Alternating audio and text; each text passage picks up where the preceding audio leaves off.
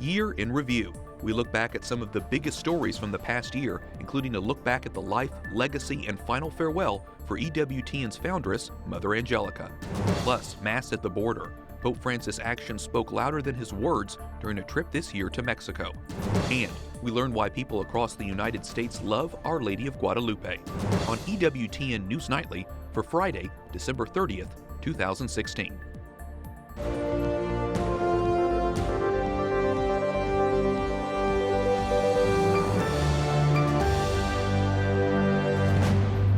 Good evening from Washington, D.C. I'm Wyatt Goolsby with a year in review. We start with the death of the woman who made all this possible. Mother Mary Angelica of the Annunciation built and shaped EWTN into the global Catholic network. She died Easter Sunday at the age of 92. Name of Jesus, who is Lord, may his eternal word be proclaimed. Over the decades, Mother Angelica has been described as a lot of things. Subtle is not one of them. One time somebody said to me, we're very faulty, they said, why don't you air these people? And I said, no, I won't, because I don't think they're Catholic. He says, by what right do you have to say that? I said, I own the network. With that tenacious attitude and a willingness to rely on God's providence, she built the world's largest religious media network. Mother Angelica was born Rita Rizzo in Canton, Ohio in 1923. At the age of 21, she joined the Poor Clares of Perpetual Adoration, an order of cloistered nuns. Inspired by her faith in Christ and the civil rights movement, she created a new monastery in the South. In the late 70s, she realized television could be a way to spread the gospel message. And I said, Lord, I've got to have one of these. With only $200, she began converting the monastery garage into a television studio. After lots of prayers and donations, in 1981, she launched EWTN. Eternal Word Television Network, built for you.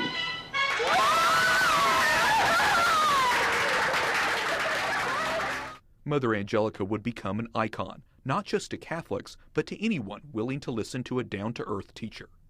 If you could think of the happiest day in your life and multiply it 1 trillion times, that's an instant in heaven.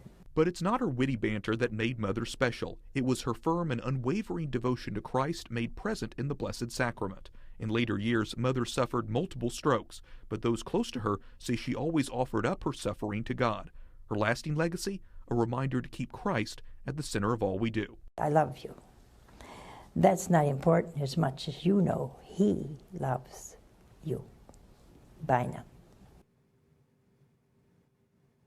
Mother's funeral took place in Huntsville, Alabama. It's where she's now laid to rest, right next to her own mother. Catherine Zeltner has a look at Mother Angelica's funeral.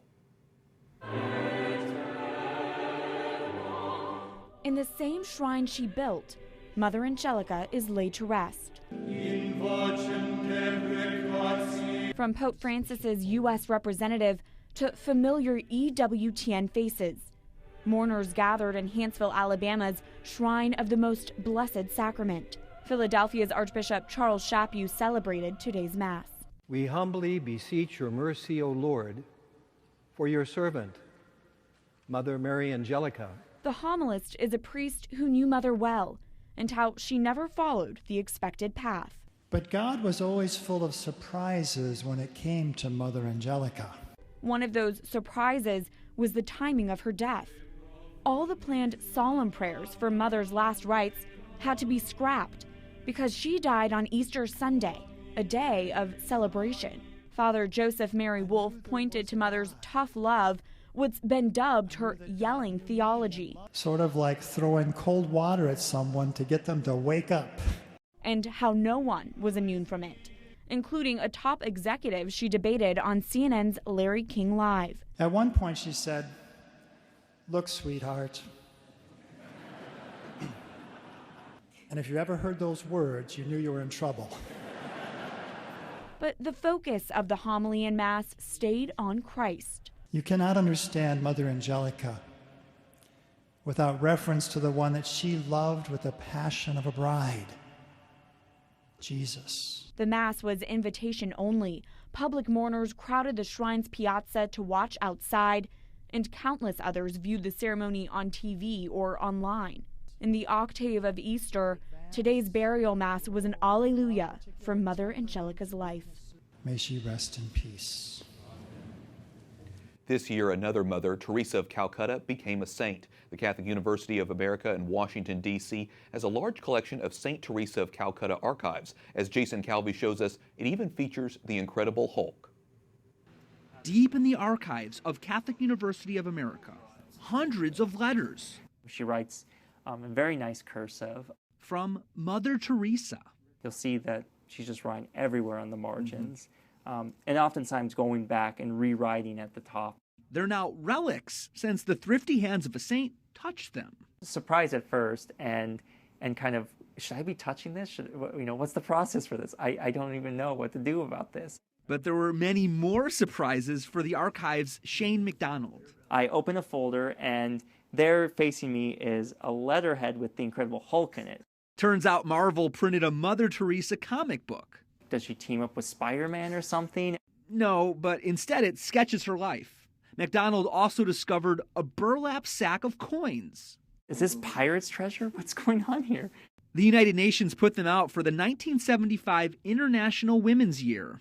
Since 1985, the Catholic University of America has been housing archives related to Mother Teresa. Come on inside. 60 boxes the school's been going through for the last 3 years are now ready for you to check out. American Eileen Egan donated about a third of the collection. In Mother's letters, she asks for help and shares her worries. She knew how to speak to the public and inspire people, but so many of the letters indicate that I just don't want to go talk to this crowd. I don't, I'm nervous, but if it's God's will for the greater glory of God, I'll go do this. But those little vignettes where you see kind of things, these humanizing details that sometimes we miss when we think of saints, like, well, yeah, she also has to worry about getting a passport and all these little details. Egan ended up writing a biography of her lifelong friend, and now a new generation picks up the story. It shows, we can all help with it, and there's a lot of ways we can help and do this good work. Following in the footsteps of one we'll soon call a saint, a real-life superhero. Jason Kolbe, EWTN News Nightly. 2016 was a busy year for Pope Francis. The Holy Father visited more than half a dozen countries, including Greece, Poland, Georgia, Sweden, Cuba, and Mexico. And while in Mexico, the Pope celebrated Mass on the U.S.-Mexico border. Mary Shevlin reports. Once more during Pope Francis's trip to Mexico, his actions spoke louder than words. Before celebrating the last Mass of his trip, the Pope paused at the border fence between Mexico and the United States to pray for the thousands of migrants who died trying to reach the other side. He laid a bouquet of flowers next to a large crucifix that is to remain at the site as a monument to his visit.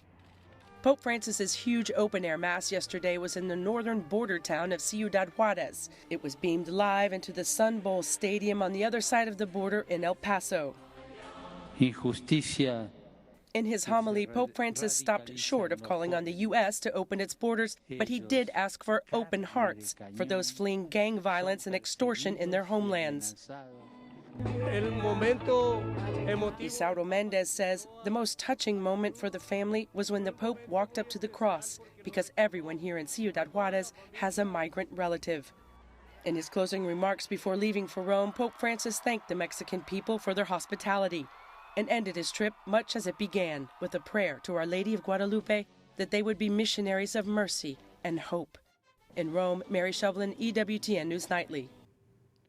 The love for Our Lady of Guadalupe spreads beyond Mexico. Mark Irons reports on some of the celebrations in her honor, which took place across the United States on her feast day, December 3rd. Known as the patroness of the Americas, Our Lady of Guadalupe is an inspiration for many in the U.S. A lot of people believe in her, that she can do great things. Devoted crowds, large and small, gathered around the country. More than 40,000 in Los Angeles, close to 1,000 in Detroit, and even a few hundred in Wilson, North Carolina. And in Washington, D.C., hundreds are processing down the streets to the shrine of Our Lady's Immaculate Conception. Frank Cervantes carries flowers for Our Lady of Guadalupe. He says she heard his family's prayers when he survived life-threatening kidney failure as a child. She gave me another chance in life, Many here are parishioners of Sacred Heart Parish in D.C., led by Father Moises Vialta. He says La Morenita, or the Dark Virgin, as she is known, is one of the heroes of the Catholic faith. Because of her values, because of her message, and so you want to put it up there so for other people to see. We honor Our Lady, we venerate Our Lady because she's the Mother of God. She doesn't take the place of God, she always leads us to God. And so on her feast day, the faithful pay homage. Mark Irons, EWTN News Nightly. Coming up, Election 2016. A look back at the primary season in one of the biggest battleground states, the key issue for students at a Catholic university. Plus, Pearl Harbor 75 years later. We hear from survivors of World War II.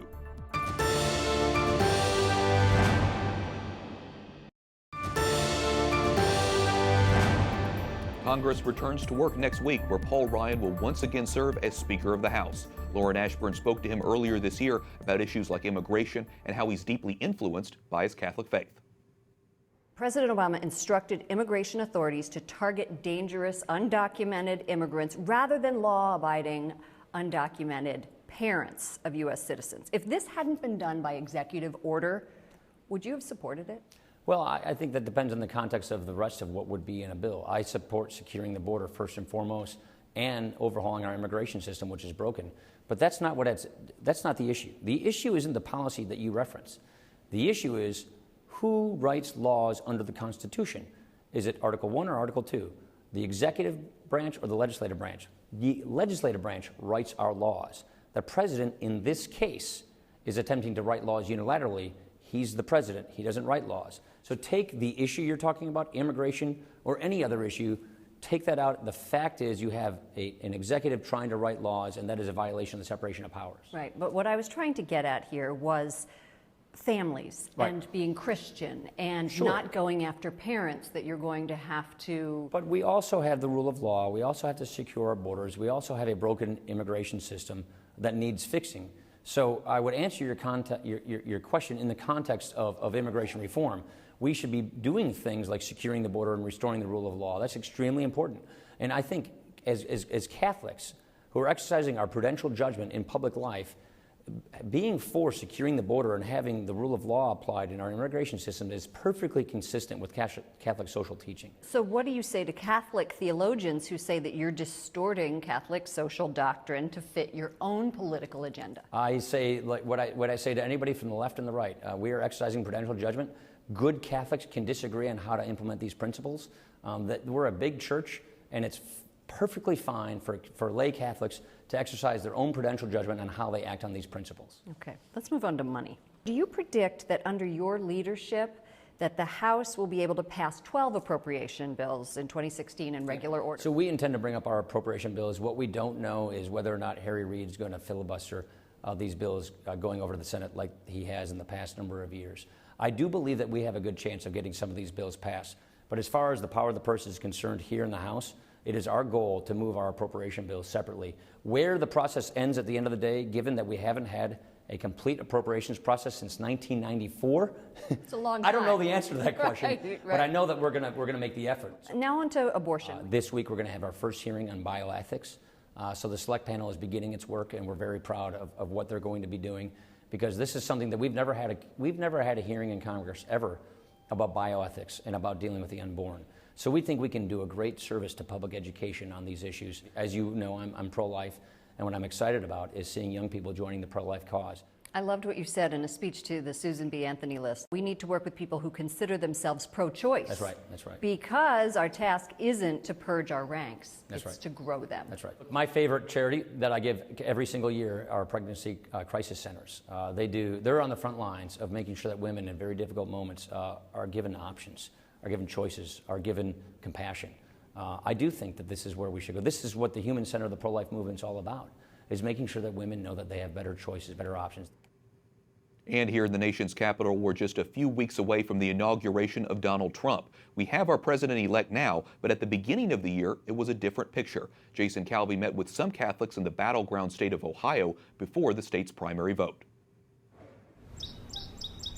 Starting this election day like they do every day, 6:30 in the morning at Franciscan University of Steubenville. Let us give thanks to the Lord our God. After Mass, we talk politics over pancakes. I'm excited to use my vote and make my voice heard. Freshman Jim Mello is voting for the very first time today. And what issues are you looking at as you vote? First and foremost, strong pro-life record is really important to me, and then also how the candidates are going to approach the situation in the Middle East. With the genocide there and the ISIS. At this school, known for allegiance to church teachings, students pointed to life again and again. Definitely pro-life issues. Also looking at religious freedom issues. This couple plans to serve in China after getting married this summer. Pro-life is number one. I think that's the root of a lot of the problems in our country is our attitude towards how we treat the weakest members of society. Down the street at a Steubenville polling place, we found voters emphasizing other issues. So who was it? Trump. Why?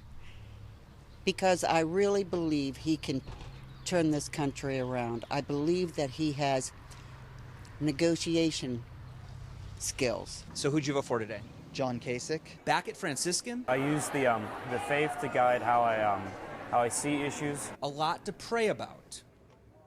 That was Jason Calvi reporting. Another big story this year, the 75th anniversary of the attack on Pearl Harbor. Just a few weeks ago, I had the opportunity to speak to some World War II survivors about the surprise strike that got the U.S. involved in the war. World War II veterans, their friends and families honor those who lost their lives on this day 75 years ago. I think there's something good about remembering the past. Richard Young, a Presbyterian minister and former Navy seaman, led today's prayer.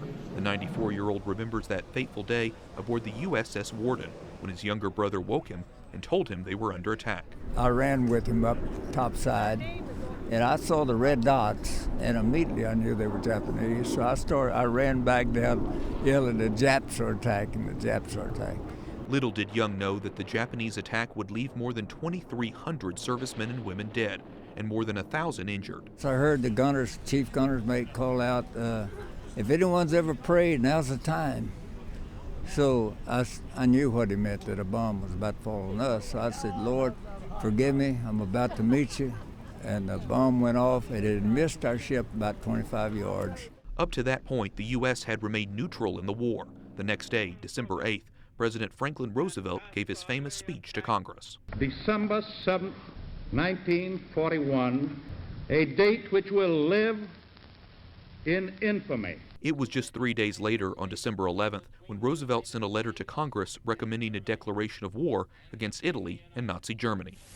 By all the peoples of the world who are determined to remain free. 95-year-old Army veteran William Flatters, who also survived Pearl Harbor, traveled to D.C. from Brownsville, Texas. His advice for the younger generations?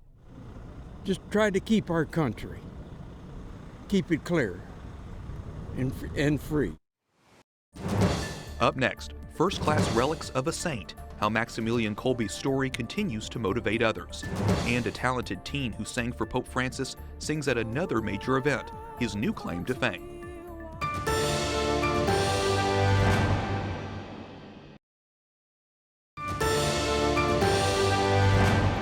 Pope Francis often speaks about reaching out to the marginalized. Students in Rome teaming up to do just that, turning bottle caps into prosthetic limbs for patients in Africa. Mary Shevlin shares their story. With simple bottle caps that we throw away every day, these students at Istituto Massimo are giving people in Africa a better future. We usually throw our caps in the bin and we don't use them again. Instead, we can break them into many pieces and then melt them and make a wire like this. That wire is used to make limbs like these. Volunteers teach the 69 students who signed up.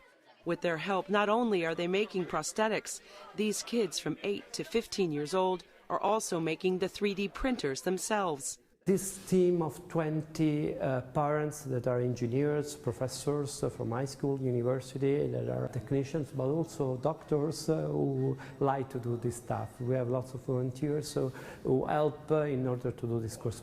By using crowdfunding, they created Crowd for Africa to get the word out.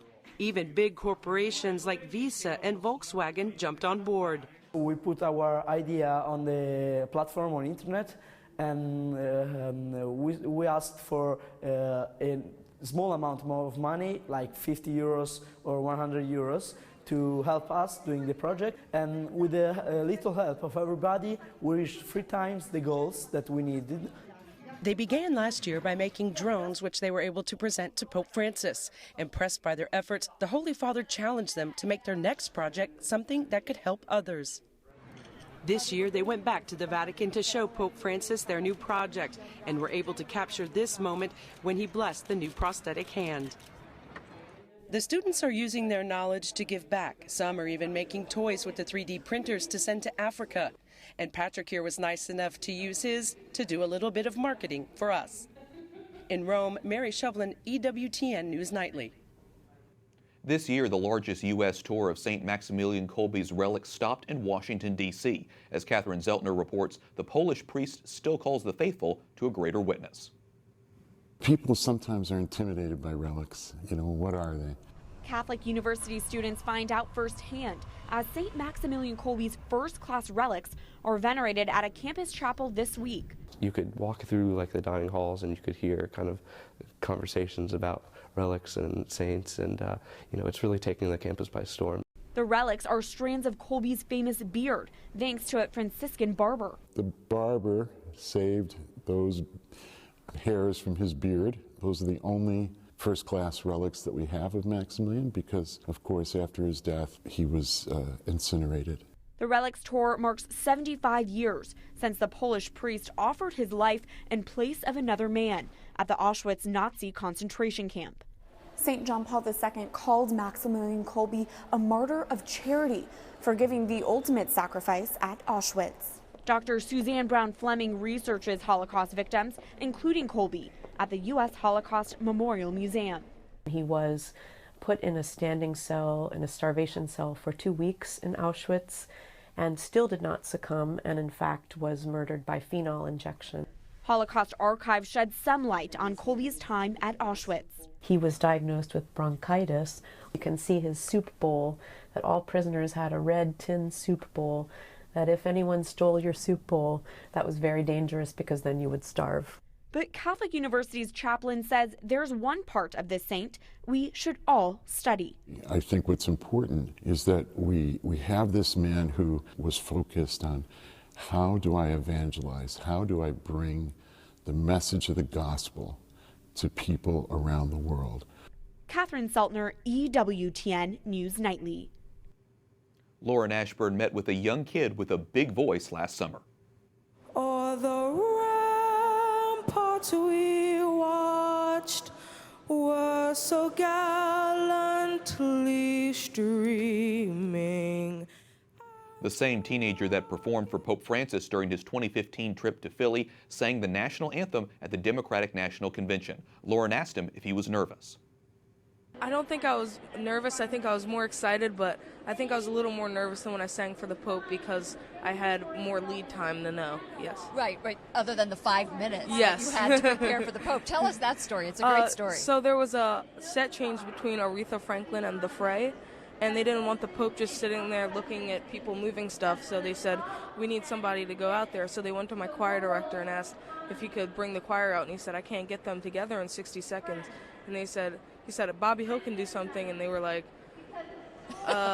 who's Bobby Hill? I don't want to put this kid out on stage with a mic. I'm scared. But then they were desperate at the end, so they put me on stage with a mic and the sister. Was it amazing? That must have been unbelievable. It was unbelievable. It was Best amazing. moment of your life? Yes. Yes, by far. You got to give him a gift.